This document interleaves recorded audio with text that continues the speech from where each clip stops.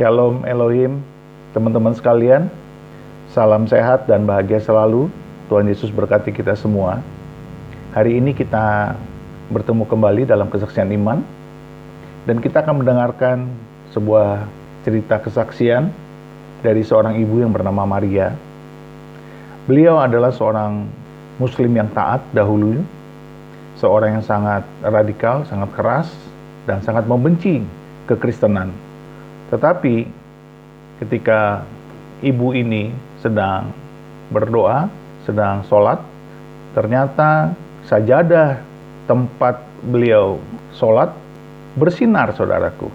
Dan sinar itu menjadi sebuah pertanda bahwa Tuhan sedang berbicara kepada Ibu Maria. Dari sinilah Ibu Maria mengalami sebuah perjalanan spiritual yang akhirnya bertemu dengan Tuhan Yesus sebagai Tuhan dan Juru Selamat pribadinya. Nah saudara, mari kita dengarkan kesaksian yang sangat spektakuler ini bersama-sama. Oke pemirsa, saya akan bercerita tentang bagaimana saya mengikut Tuhan ya. Awalnya itu memang saya berjilbab orangnya, memang dari keluarga muslim ya. Haleluya. Dan suatu hari itu ayah saya udah memeluk Kristen gitu, dan abang saya juga. Terus pada waktu itu dia berdoa dan dia itu menyebut nama saya gitu. Saya marah karena saya sendiri secara pribadi saya nggak suka sama Tuhan Yesus. Bahwa saya katakan kalau Tuhan Yesus itu orang bercawet yang disembah manusia orang-orang Kristen itu. Orang Cawet. Oh, oke. Yang hanya pakai short. Iya. Itu saya berpikir seperti itu dulunya, bahwa dia adalah kenapa sih manusia bercawet kok disembah. nah akhirnya saya secara pribadi nih mau mengislamkan ayah saya kembali, begitu ceritanya. Jadi saya katakan, saya sombong saudara, sombong saya katakan kalau saya tidak bisa mengislamkan ayah saya, bukan saya. Wow. Dan akhirnya saya sholat gitu. Namanya kalau sholat tahajud itu kan kita harus tidur dulu ya. Tidur selama entah 3 jam atau 4 jam. Jam 12 malam kita bangun baru sholat. Itu namanya sholat tahajud. Jam 12 sampai jam 1 ya. Iya. Tapi kalau kita tanpa tidur, kita langsung sholat itu sholat hajat. Beda lagi. Beda lagi. Nah, waktu saya sholat tahajud itu, sholi sunnatal tahajudi raka'ataini mustaqbilal qiblati ada anillahi ta'ala Allahu Akbar. Itu saya melihat cahaya di sajadah saya, saudara. Saya sendiri nggak mengerti, ini apa sih kok ngikutin saya? Sedangkan saya nggak suka Yesus loh. Kenapa Yesus ngikutin saya gitu? Akhirnya saya 3 kali seperti itu tetap ada seperti cahaya salib. Nah, akhirnya saya lepas sajadah. Saya berpikir, ini kenapa Yesus ngikutin aku nggak suka banget sama Yesus, aku benci Yesus, saya bilang gitu. Saya semakin benci saudara, karena apa? Memang saya berpikiran bahwa dia itu bukan Tuhan, bahwa dia itu manusia. Manusia kok menyembah manusia sih, nggak masuk logika gitu bagi saya. Iya, itu saya dulu ya, itu saya dulu, tanda kutip saya dulu. Terus akhirnya pada suatu hari itu, saya di lomba kiroat gitu. Jadi itu kiroat saya yang terakhir saat di Jombang. Waktu itu kalau nggak salah juz 12 ya, karena saya udah lama nggak buka Al-Quran jadi agak-agak lupa sekarang. Waktu saya baca qad aflahal mu'minuna alladzina hum fi sholatihim khoshi'un, itu saya lihat di atas tuh seperti cahaya tambah gitu lagi datang gitu. Jadi terus saya gini, dia kok ngikutin saya gitu. Saya kaget juga, kenapa sih di mana saya ada kok dia ngikutin gitu. Sedangkan saya secara pribadi nggak suka gitu. Akhirnya juri menyatakan saya gagal, fail. Jadi nomor 3 gagal. Karena saya begini saat lomba qiraat gini kan, yang saya lihat di atas, pandangan ke atas, orang-orang melihat ke atas nggak ada apa-apa, saya melihat ke atas ada tambah gitu, ada cahaya tambah gitu. Akhirnya saya dinyatakan gagal, kaget dong, gagal peserta nomor 3. Baru saya sadar kalau saya saat itu lomba gitu. Saat saya turun ada suara buka Al-Imran 3:45, saya nggak pernah buka ayat itu. Al-Imran 3:45 yang berkata Isabnu Maryam wajihan fid dunya wal akhirah. Isabnu, Isa putra. Maryam itu Maria, wajihan itu yang berkuasa atau yang terkemuka, fit dunia itu di dunia, wal akhiro, wal itu dan akhiro adalah surga. Jadi artinya Isa atau Yesus putra Maria terkemuka atau berkuasa di dunia dan di surga. Jadi saya mikir, wah, kalau dia berkuasa di bumi dan di surga, dia bukan manusia loh. Saya masih penasaran, saya baca lagi. Ini bener nggak ya? Apa mata saya yang salah gitu? Saya ulangi lagi, brother. Akhirnya, oh ya memang benar. Nah dari situ pertobatan saya gitu. Jadi saya mengikut Tuhan dari situ. Jadi karena memang mengalami penglihatan secara visual ya, lalu mempelajari bagaimana Isa Al-Masih itu sebenarnya secara hakikat kesungguhan. Betul. Itu ya. Iya. Lalu pertanyaan saya, Sister, apa yang Sister alami ketika telah menjadi seorang yang percaya? Wah, memang sih kalau kita udah masuk Kristen ya, bukan hal yang enak yang kita dapat. Jadi waktu itu saya kan memang seorang guru ngaji di pondok ya. Saya punya murid banyak banget. Waktu saya ngikut Tuhan, mama saya kaget gitu. Karena memang saya anak terakhir yang diharapkan jadi bunyai, kok malah mengikut Kristen gitu. Rambut saya panjang banget sampai ke lantai, panjang. Saya habis dibaptis, otomatis lepas jilbab dong. Ditariklah rambut, set. Di tengah pintu udah dijaga mama tuh. Pulang itu mama udah di tengah pintu. Dari mana? Waktunya ngajar ngaji kamu pergi, katanya gitu. Saya baptis ibu. Sini, tariklah rambut, set. Aduh, tarik ke belakang. Suruh masuk kamar mandi. Kamar mandi saya bangun karena rumah bangunan Belanda kan tinggi. Tingginya segini, saya waktu itu kan masih kecil, lulusan SMA, saya kecil loh. Kecil. Jadi masuk kamar mandi ini udah segini. Air kamar mandi itu namanya tinggi ya. Jadi saya waktu dibaptis lagi sama ibu, dibaptis 10 kali sampai gini. Setelah tahu saya udah kelelahan di dalam air, diangkatlah, ditanya gitu. Kamu mau kembali lagi ke Islam atau tetap mengikut Kristus? Saya tetap ikut Yesus, ibu. Jangan di rumah ini, Maria, katanya. Jangan di rumah ini. Namamu aja udah ganti, kan pendeta bilang. Nanti kamu tak kasih nama Maria ya gitu. Kan dari jilbaban, mereka senang dari jilbaban saya baptis. Tak kasih nama Maria ya kamu, katanya. Oke, akhirnya namaku Maria, ibu. Jangan di sini Maria, kamu pergi dari rumah, katanya. Berarti ngomong-ngomong, Sister, berarti pesantren juga jadi latar belakang ya, ada masuk dalam keluarga itu ya? Nah, memang saya dari pesantren. Oh. Dari pondokan. Dari kecil saya udah masuk pondok. Iya, dari pondok saya sendiri. Jadi yang gembleng saya, nanti saya kalau hafalan ayat Al-Quran nggak hafal, ini cedak, ini namanya rotan, dipukul. Jadi kami harus kayak alif lam mim, itu aku udah tahu. Zalikal kitabul la raiba. Zalikal. Berarti juga tahu kan soal itu. Itu surat Al-Baqarah ya, ayat 1 ya. Jadi Sister, ngomong-ngomong, berarti intervensi itu bukan dari secara spiritual atau psikis saja ya, tetapi fisik juga, sempat dipukul juga ya. Iya, suruh pergi lah, dibaptis lagi saya. Nah, soalnya kan memang harapan dia mengharapkan kalau saya anak terakhir itu ingin jadi bunyai, pokoknya penerus dia jadi bunyai gitu. Ternyata kok yang diharapkan malah saya masuk Kristen gitu.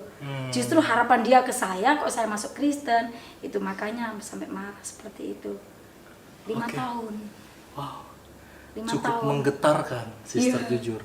Saya sendiri ini saya yakin belum seberapa, maksudnya belum secara utuh atau secara penuh konkret belum Sister keluarkan semua ya, tapi sampai pada saat ini jujur saya sudah merasa berkat itu mengalir.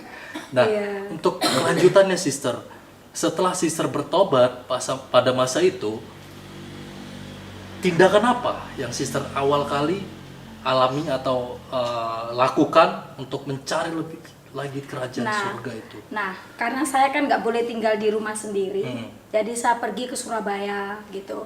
Di Surabaya itu saya dikasih uang papa saya waktu itu 10.000 doang. Saya belum kerja, 10.000 doang. Saya cuma berkata, saya kan nggak bisa doa dalam bahasa Kristen, kan nggak bisa. Biasanya saya doa kan pakai bahasa Arab gitu ya.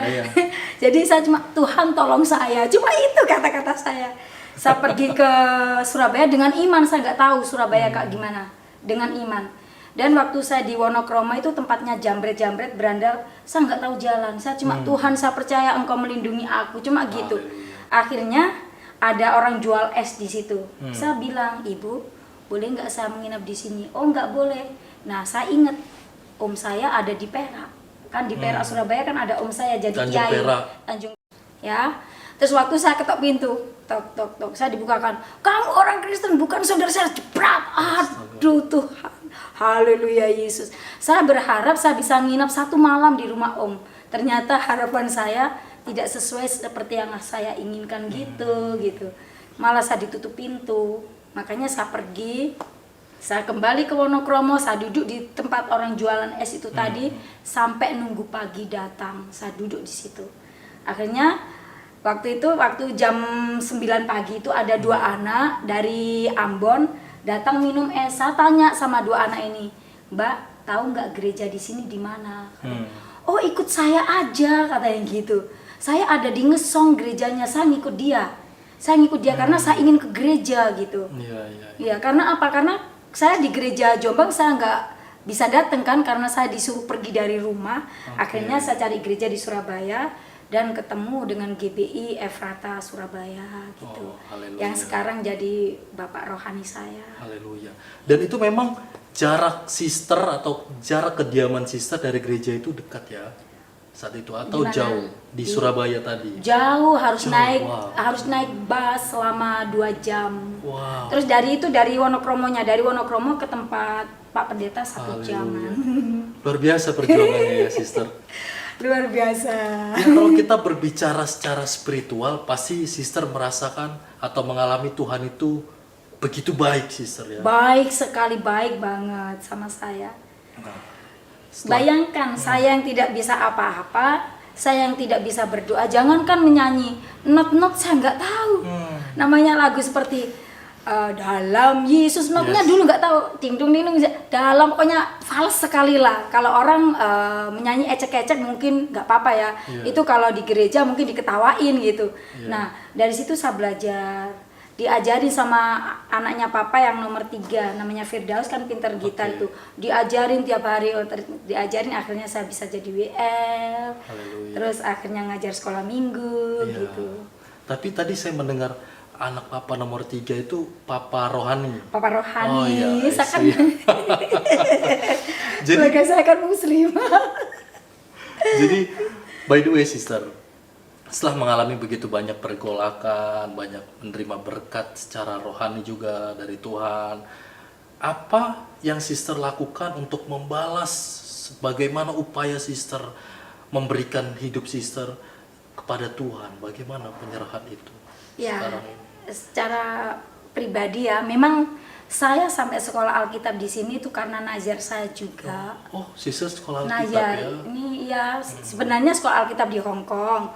Dan tahun 2012 juga pernah dikirim di Manila. Karena 2 teman saya ini nggak bisa bahasa Inggris kan, gagal, jadi harus pulang ke Indonesia. Karena saya nggak mau di Indonesia, saya kembali ke Hong Kong. 2 orang ini tetap di Malang gitu. Jadi akhirnya 2016 itu karena ada sejarahnya juga gitu. Tahun 2004 ya, saya dipaksa menikah sama orang Muslim. Nah, setelah saya kan 5 tahun nih, 5 tahun sudah berlalu, itu mama saya nyariin saya. Nah, dulu setiap saat telepon nggak mau angkat. Nah, lama-lama dia nyariin saya gitu. Kamu sekarang tinggal di mana gitu? Di Sima Purnajaya Gang 4 nomor 6, saya bilang gitu. Dicariin lah sama mama ke situ. Itu 5 tahun loh. Nah, pada waktu itu kejadian gereja kami dibakar, gerejanya papa dibakar sama orang-orang Madura gitu. Kami kebaktian di rumah, ya, di rumah.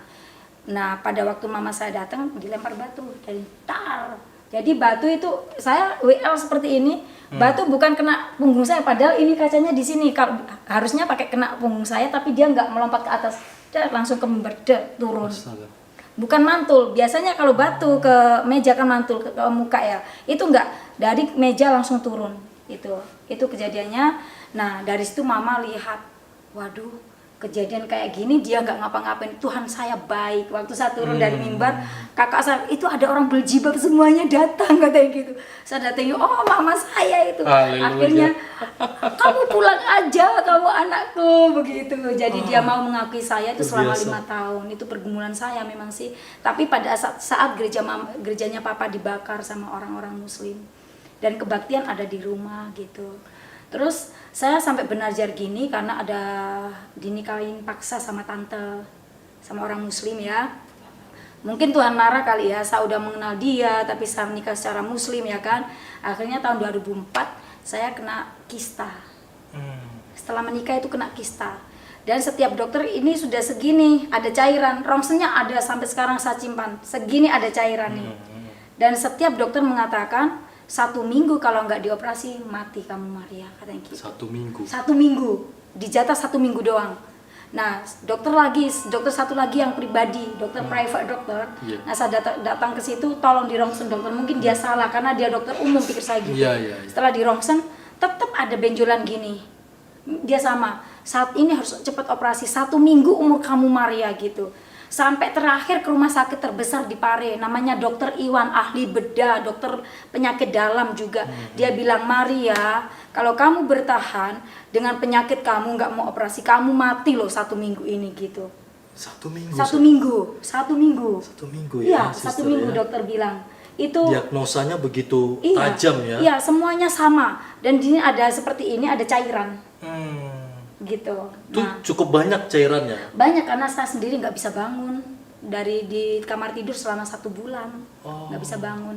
Jadi kemana-mana ya digendong sama keluarga gitu, periksa pun digendong gitu. Udah nggak mau makan 1 sendok aja muntah, minum air 1 sendok muntah, susu muntah, semuanya muntah gitu.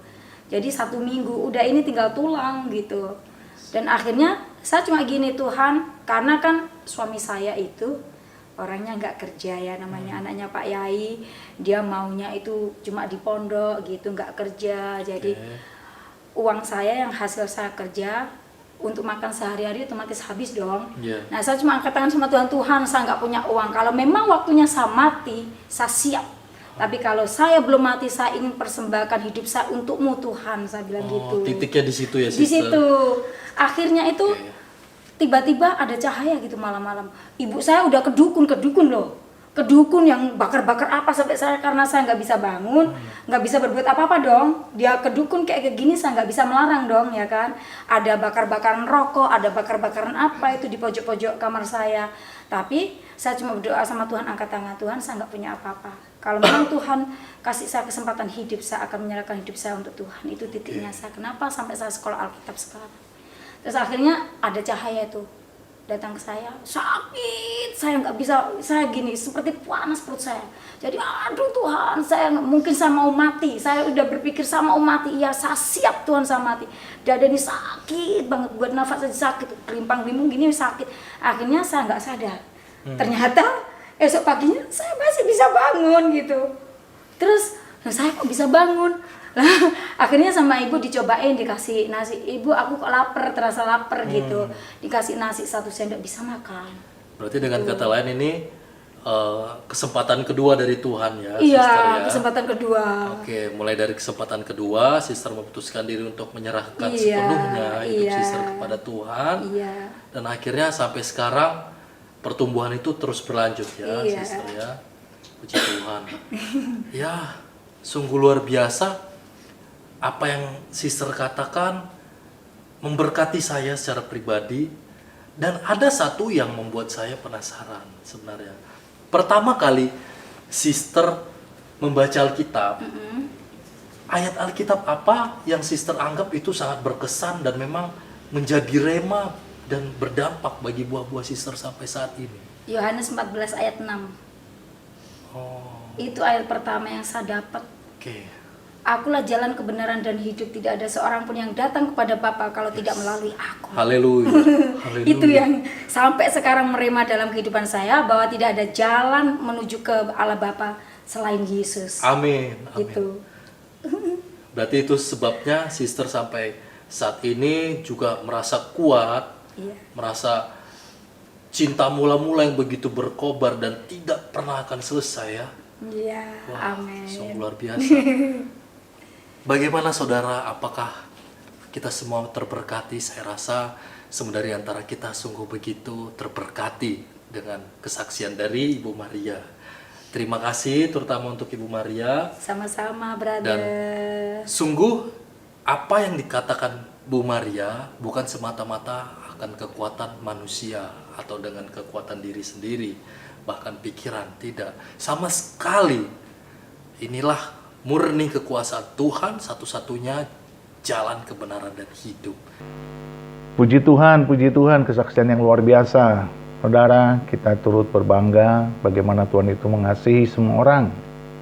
Kita terus berdoa, kita terus mendukung Ibu Maria supaya beliau menjalani imannya semakin bertumbuh, semakin kuat, dan semakin berbuah.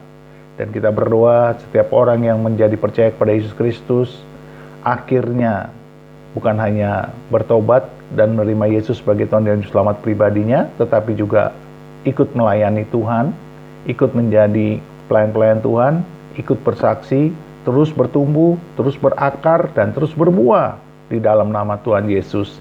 Dan mari kita terus berdoa terus, jangan pernah berhenti, tetap bersemangat, tetap bergairah saudara-saudaraku.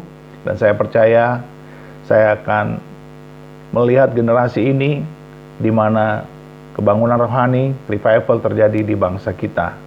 Terpujilah nama Tuhan, Tuhan memberkati kita semua, di dalam nama Bapa dan Anak dan Roh Kudus, di dalam nama Tuhan Yesus Kristus. Tuhan beserta kita dan mengasihi kita semua. Di dalam nama Yesus. Haleluya, haleluya. Amin, amin, amin, amin, amin, amin.